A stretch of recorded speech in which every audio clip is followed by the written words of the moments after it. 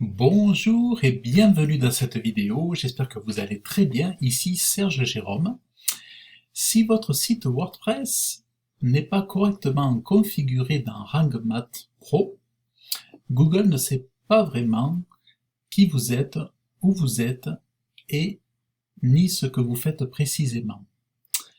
Et ça, concrètement, ça vous coûte des clients.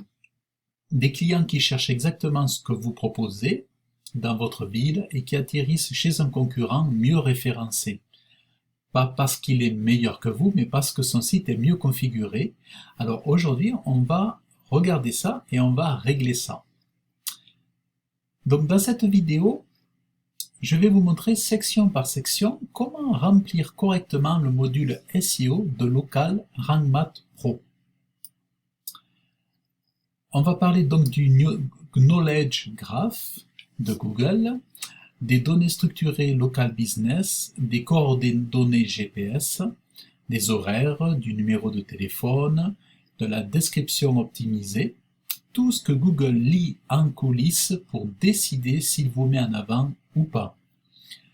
Donc je vais travailler en direct avec vous sur un vrai site client. En fait, vous allez voir un de mes sites que je suis en train d'améliorer pour un client, un artisan couvreur.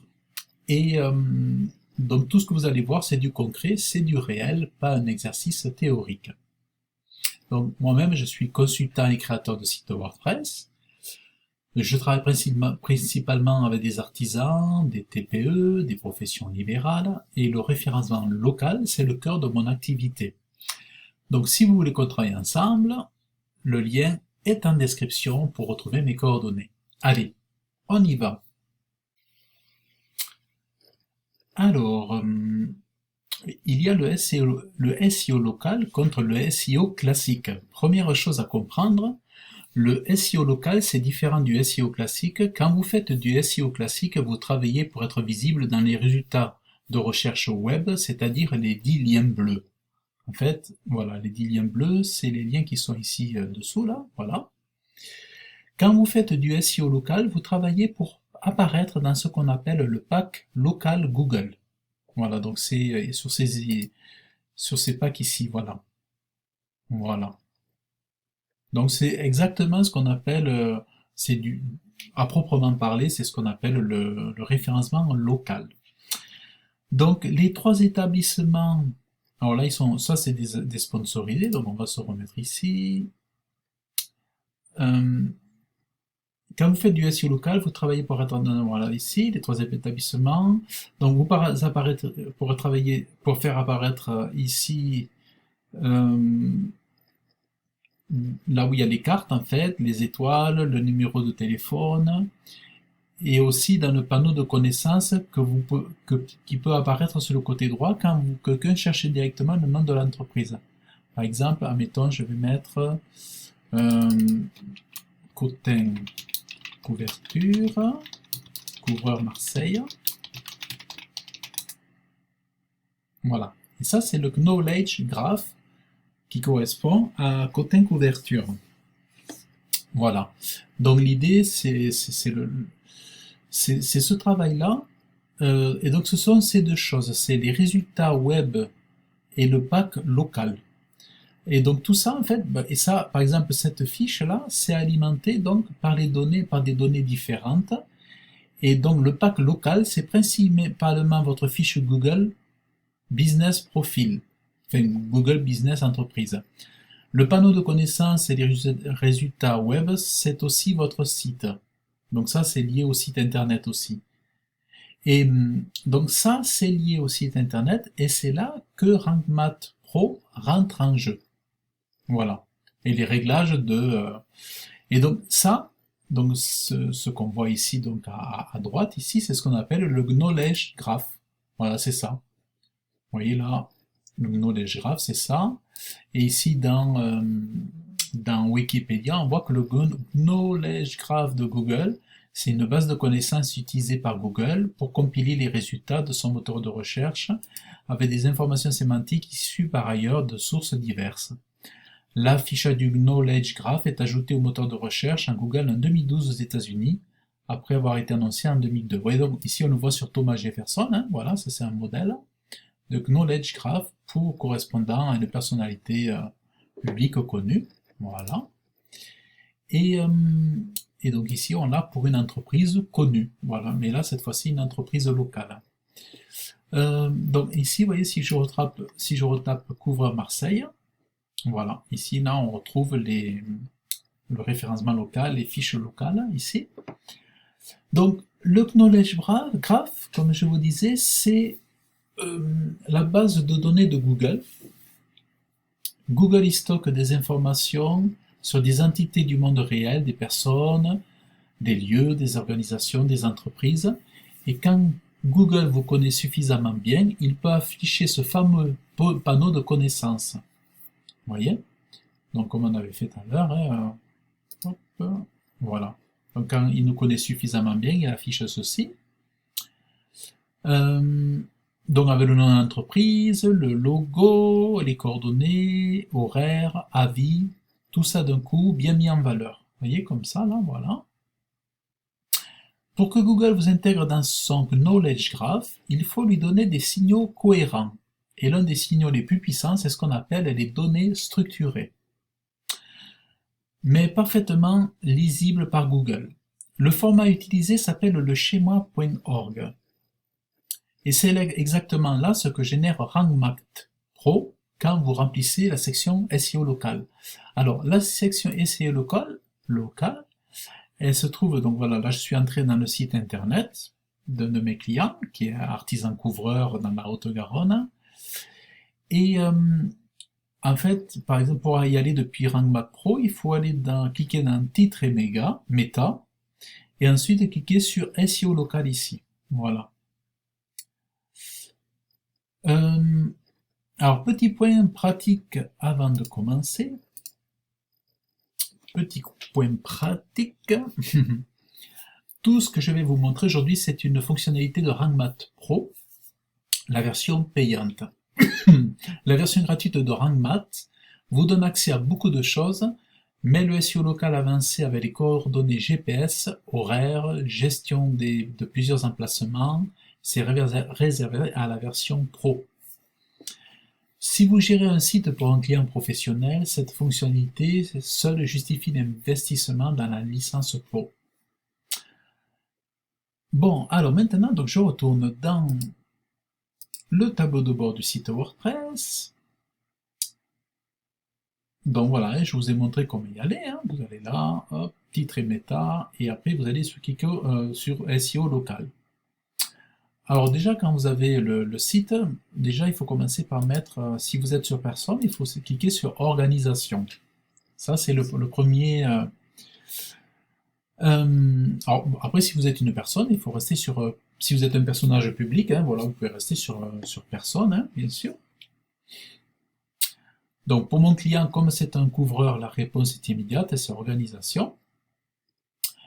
Mais je vous ai expliqué quand choisir une personne, parce que beaucoup font l'erreur inverse. Alors, vous choisissez une personne uniquement pour les sites qui représentent un individu en tant qu'individu, son propre nom, sa propre identité professionnelle en nom propre. Donc si vous êtes un médecin qui exerce sous son seul nom, si vous êtes un avocat, un consultant qui opère sous son propre nom de famille, et là vous pouvez mettre effectivement personne. Mais sinon, dans tous les autres cas, il faut mettre que ce soit artisan, boutique, société, TPE, avec le nom commercial, et ça c'est votre organisation. Alors, le nom du site, donc ici, le nom du site, c'est ce que Google va afficher comme nom officiel de votre établissement dans les résultats de recherche. Tiens, d'ailleurs, c'est intéressant, mais je pourrais mettre ça, tiens. Ici, on met Proxy Rénovation exactement comme ça apparaît partout ailleurs. Alors, en fait, voilà. Bon, là, je vais le mettre comme ça, on va le laisser comme ça. Exactement comme ça apparaît partout ailleurs, pas de floriture, pas de mots-clés rajoutés ici. En fait, c'est vraiment la marque. Voilà. Donc, voyez, il y a la tentation qui est là, de rajouter des mots-clés. Ensuite, le nom alternatif. Le nom alternatif, c'est une version secondaire du nom. Google s'en sert pour comprendre que vous êtes aussi connu sous un autre nom. une abréviation, un acronyme, et dans notre cas, moi j'ai mis proxy rénovation-couvreur à Caser. C'est une variante qui intègre les mots-clés géolocalisés, et Google peut donc s'appuyer dessus pour comprendre votre activité principale et votre localisation. Donc ce champ est l'un des rares où vous pouvez glisser un mot-clé de positionnement sans que ça paraisse artificiel. Voilà. Troisième champ avec un nom. Celui-ci est spécifiquement destiné au Knowledge Graph. C'est le nom qui doit figurer dans le panneau de connaissances de Google. Ici, on met exactement le même que le nom du site, c'est-à-dire Proxy Rénovation. Alors ici, ensuite, vous avez le champ d'inscription. Alors là, vous ne pouvez pas voir tout ce que j'ai écrit. Mais en fait, enfin, je peux le zoomer. On peut le zoomer, hein, voilà. Oh, mince. Voici le champ donc le plus important de cette section, la description.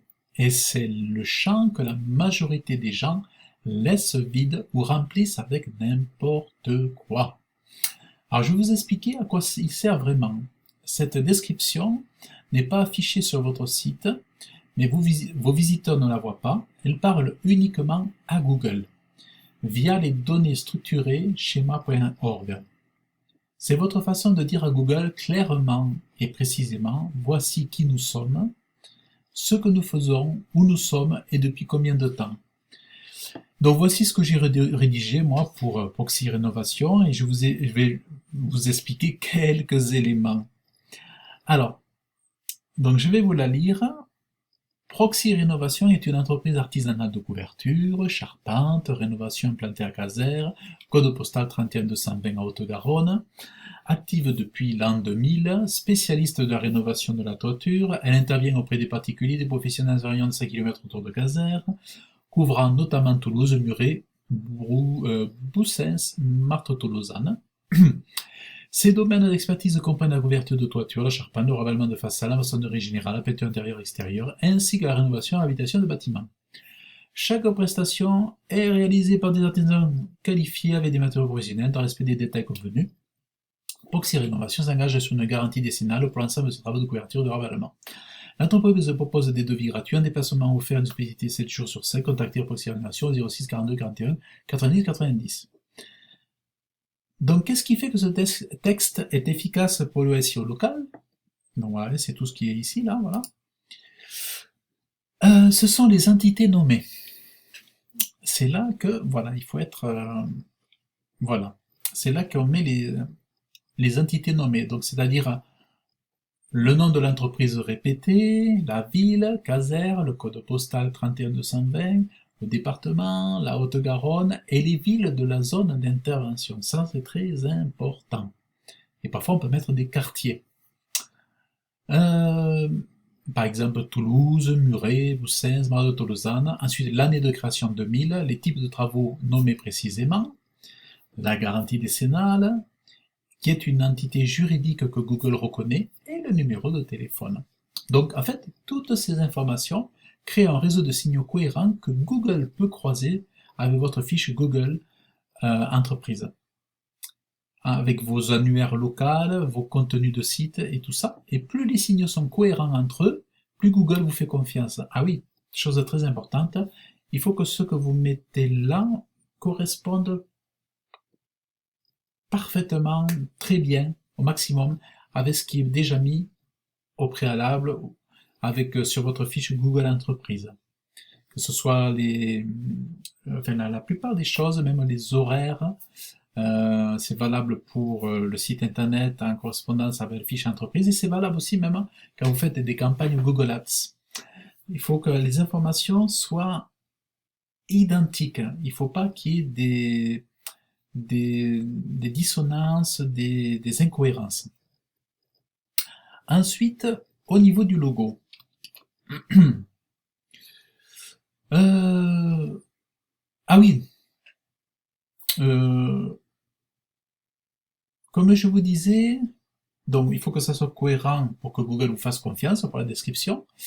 Mais surtout, ne copiez pas votre texte de page d'accueil ici pour le remettre là. Rédiger quelque chose de factuel, dense en entité nommée, sans superlatif. Google n'est pas sensible à la publicité, il est sensible à la précision. Ensuite, ici, au niveau du logo, on descend. Le logo, RankMath vous dit que l'image carrée est préférée par les moteurs de recherche. C'est vrai, voici les contraintes techniques à respecter, format carré absolument, taille minimale recommandée 112 par 112 pixels, et dans l'idéal, visez absolument 512 x 512 pour une qualité optimale dans tous les contextes. Ouais, vous avez les références ici. Évitez les logos avec fond transparent. Bon, moi ici, il est... Ouais, vous voyez, moi ici, il est avec fond transparent d'ailleurs.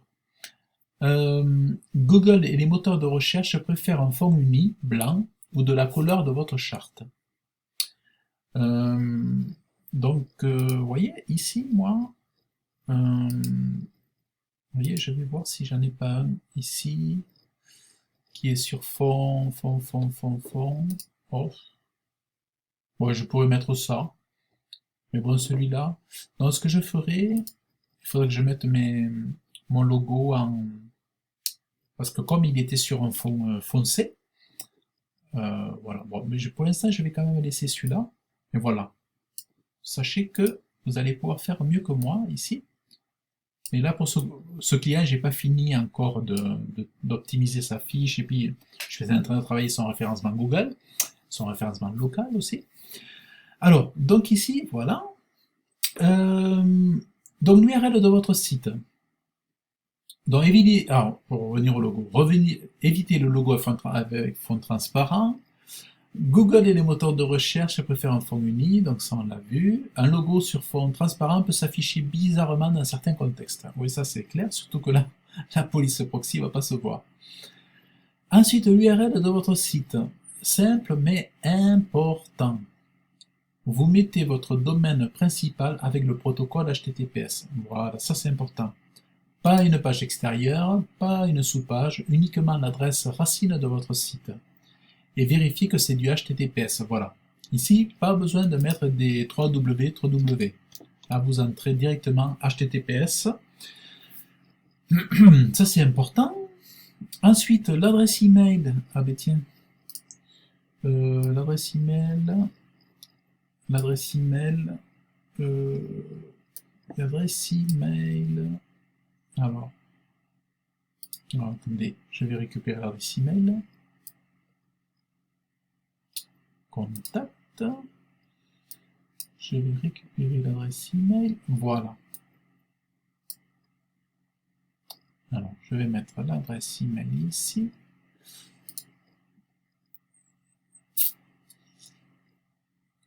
J'attends que mon ordinateur il me donne la main parce que ça tourne. J'ai des navigateurs qui des fois me font des misères. Et notamment, c'est quel navigateur ça? Ah oui, non, ça c'est Brave. Alors, ici, voilà. Donc ça, l'adresse email. Bon, voilà.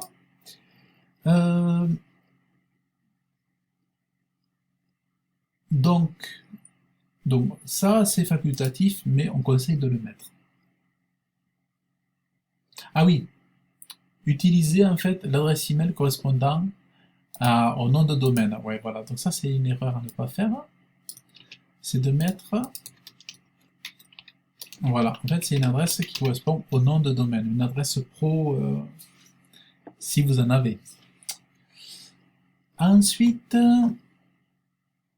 l'adresse email de contact dans ce champ, donc il est conseillé de le remplir. Alors, deux règles absolues. Premièrement, utilisez une adresse avec votre nom de domaine, contact, arrobase et le nom de domaine professionnel. Évitez les Gmail.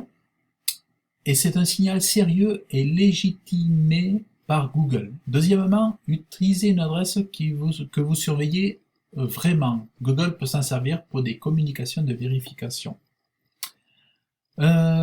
Ensuite, remplir les champs un par un lentement ici. Je vais vous montrer, faites bien attention ici. Donc vous avez l'adresse postale. Donc c'est ici que vous devez mettre votre adresse. Là, il faut être bien précis, ne pas se tromper dans l'adresse, que ce soit la même que sur la fiche Google Entreprise.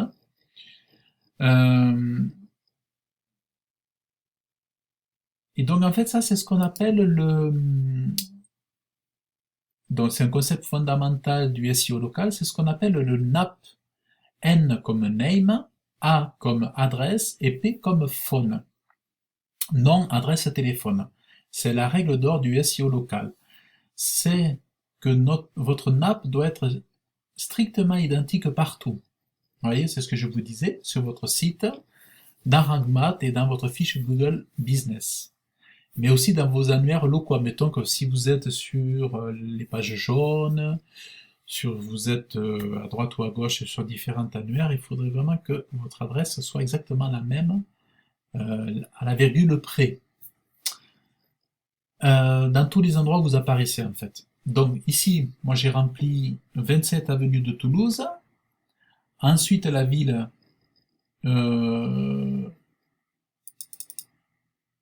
ah oui, du coup là ici j'avais fait une bêtise, vous voyez.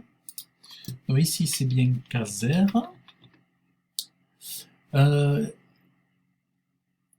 Donc 27 avenue de Toulouse, ensuite Caser, donc ici la Haute-Garonne, ensuite le code postal, et ici, là quand vous allez voir ça, le code ISO, c'est FR, tout simplement.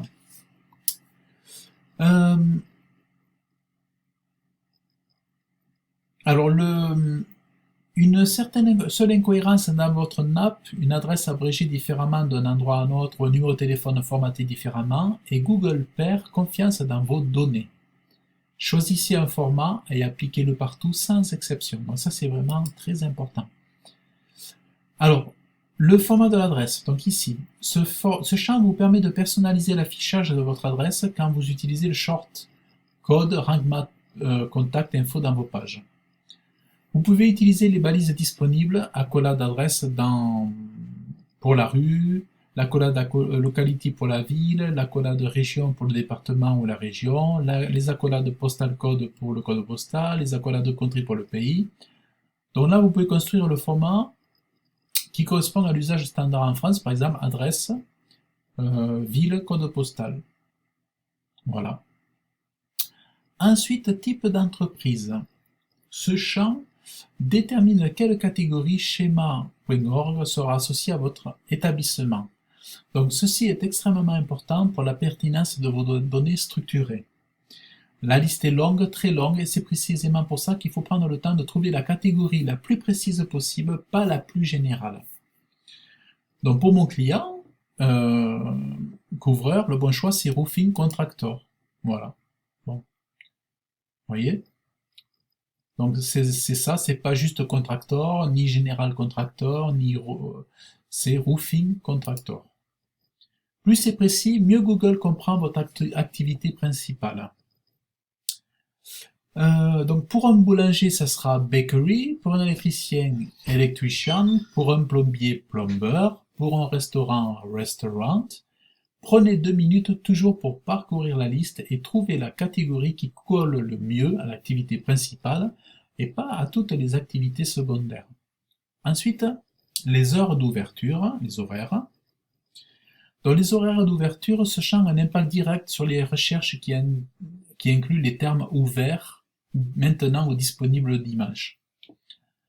Si vous indiquez que vous êtes disponible 7 jours sur 7 comme le revendique Proxy Rénovation, indiquez-le, chaque jour doit être renseigné. Donc là, bon, moi j'ai mis de 9h à 17h. Bon, ben c'est vrai que franchement, j'aurais pu mettre 19h. Voilà, là je vais mettre 19h, même 9h c'est même tard. J'aurais pu mettre, bon, voilà, 19h, 19h, bon. Si vous avez une pause méridienne, vous pouvez l'indiquer. RankMath gère des créneaux multiples par jour, et si un jour vous êtes fermé, n'indiquez rien pour ce jour plutôt que de mettre des horaires fictifs. Par exemple, donc ça c'est mardi, mercredi, Friday, vendredi, samedi, dimanche. Ça c'est dimanche. Hein. Dimanche, bon, là j'aurais pu retirer dimanche, voilà. Lundi, mardi, mercredi, jeudi, vendredi, samedi. Voilà, on va laisser comme ça. La précision est toujours préférable au remplissage approximatif. Ensuite, numéro de téléphone. Numéro de téléphone. Google peut afficher ce numéro directement dans les résultats de recherche mobile. C'est le call to action énorme pour un artisan local. Quelqu'un cherche un couvreur sur son téléphone, il voit votre numéro directement dans Google, il appuie, il vous appelle sans même ouvrir votre site. Concernant le format, une recommandation. Le format international est préférable, plus 33 plus le numéro sans le zéro initial. Alors, pourquoi? Donc ça veut dire que, ici, vous voyez, il faudrait mettre plus 33. Pourquoi? Parce que les données schema.org peuvent être interprétées par des systèmes dans différents pays et contextes. Le format international et universel est sans ambiguïté. Voilà. Donc assurez-vous que ce numéro est identique à celui de votre fiche Google Business et dans tous vos annuaires, toujours la même règle NAP. Ensuite, les coordonnées géographiques. Alors ça, c'est pas utile de le mettre. Là, rien de spécial. Ici, bon, moi j'ai mis euro, hein, voilà, là rien de spécial ici. Là, rien de spécial. Par contre, ici, oui, les coordonnées géographiques. Alors, les coordonnées GPS, latitude et longitude séparées par une virgule. Vous voyez, là, je les ai mis.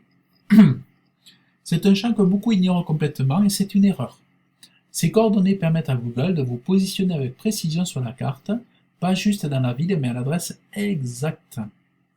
Donc pour obtenir les coordonnées, vous pouvez aller dans Google Maps, cliquer sur l'emplacement exact de votre établissement, et le clic droit vous donnera la latitude et la longitude.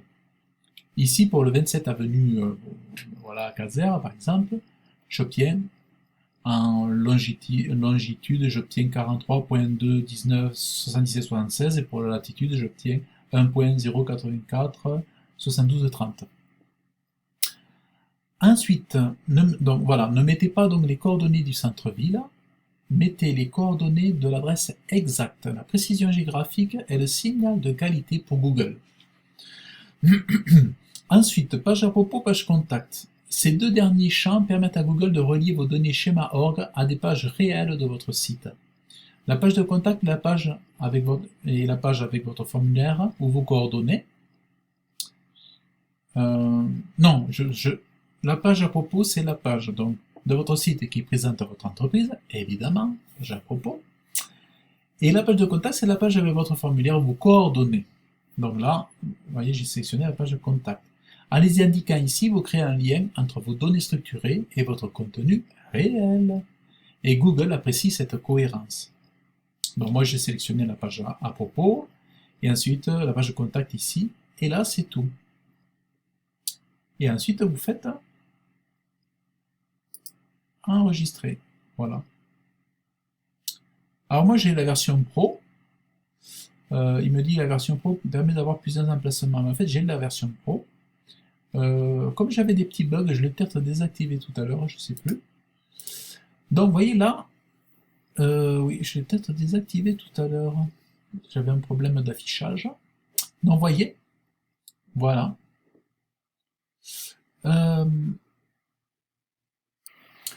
Alors, maintenant, passons à la vérification, à la validation. Donc, il y a un outil de test de données structurées Google.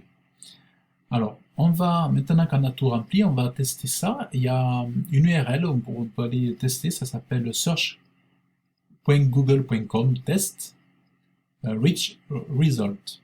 Alors, on va aller voir ça. Donc, on va sur cette URL, test result.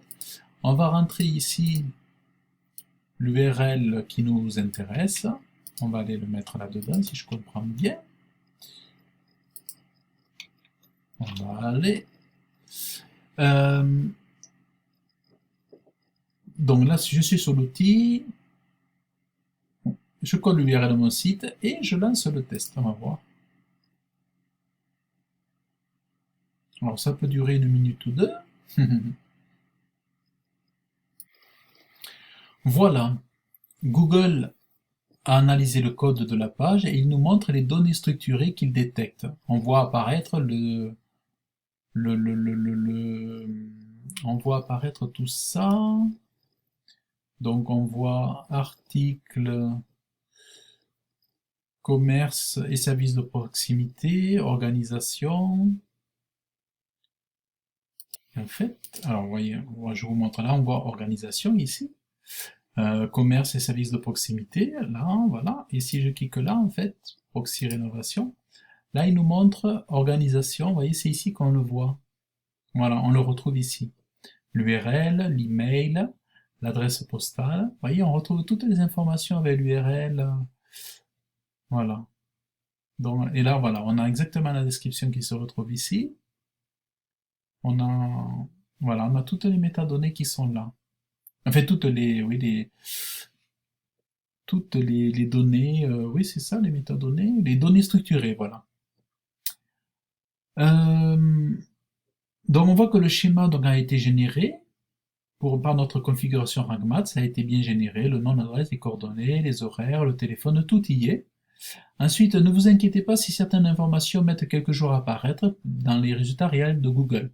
Le temps d'indexation est variable, mais si les données sont présentes dans cet outil de test, elles seront bien prises en compte.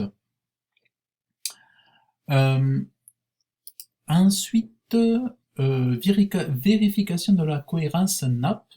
Dernière étape, je vous encourage à ouvrir votre fiche Google Entreprise en parallèle et à vérifier que le nom, l'adresse, le téléphone sont strictement identiques à ce que vous venez de configurer dans RankMath. Même format, même orthographe, même numéro. Et si vous voyez une différence, corrigez-la immédiatement. Voilà, c'est la cohérence NAP, c'est non négociable. Alors, qu'est-ce que je voulais dire? Donc, les 3 erreurs les plus fréquentes. Donc, avant de vous laisser, je veux résumer les 3 erreurs que je vois le plus souvent sur des sites WordPress quand j'interviens pour un audit SEO local. Première erreur, la description laissée vide. Ce champ ne sert pas à rien, il parle à Google directement. Prenez donc 10 minutes pour rédiger quelque chose de précis avec des entités nommées clés, ville, code postal, zone d'intervention, type d'activité, année de création. Même s'il faut passer demi-heure à vous le faire bien, vous le rédigez bien. Deuxième erreur, les coordonnées GPS absentes ou approximatives. Mettez les coordonnées exactes de votre adresse professionnelle, pas le centre-ville, pas la commune, pas le quartier, l'adresse précise. Troisième erreur, le type d'entreprise trop générique. Contractor au lieu de roofing contractor.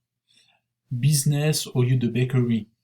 Prenez le temps de parcourir la liste et de choisir la catégorie la plus précise, c'est un signal de pertinence fort. Et puis, si vous êtes un entrepreneur ou un artisan et que vous gérez vous-même votre site WordPress, j'espère que cette vidéo donc vous a donné des clés concrètes pour améliorer votre visibilité locale. Et ces réglages ne sont pas compliqués, mais ils font une vraie différence. Si vous préférez déléguer tout ça à quelqu'un qui maîtrise ces sujets et vous concentrer sur votre métier, c'est exactement ce que je propose. Le lien pour me contacter est en description, vous trouverez mon numéro de téléphone, mon email. Et donc je travaille avec des artisans, des TPE en France, et je prends le temps de faire bien les choses. Si cette vidéo vous a aidé, je vous invite à liker, à mettre un pouce en l'air, un pouce bleu, et à vous abonner, à laisser des commentaires aussi, ça me fera plaisir de vous lire. Et puis, comme ça, vous pourrez voir les prochaines vidéos que je publie régulièrement sur le référencement local et WordPress. Voilà, donc je vous remercie, et puis je vous dis à très bientôt. Bye bye!